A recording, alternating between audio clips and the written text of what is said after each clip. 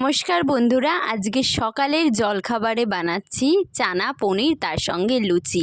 একদম জবরদস্ত খাবার। তার জন্য মশলাটা তৈরি করে নিয়েছি।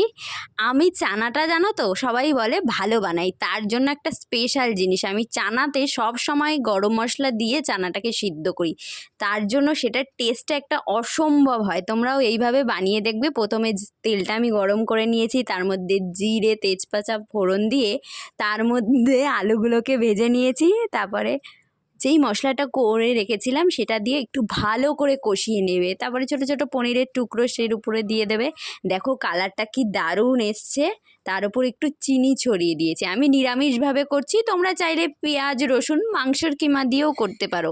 ওইদিকে আমার চানাটা সিদ্ধ করা ছিল, এইদিকে হয়েও গেছে। আর এইদিকে তো দেখেই খিদে পেয়ে যাচ্ছে। একটু কী জানি এটা, গরম মশলা না সরি, ধনেপাতা ছড়িয়ে দিলাম, তার উপর একটু ঘি।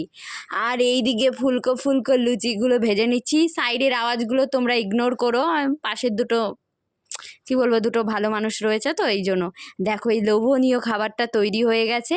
কেমন হয়েছে তোমরা অবশ্যই কমেন্ট করে জানিও। দেখা হচ্ছে পরের ভিডিওতে। Thanks for watching, love you guys.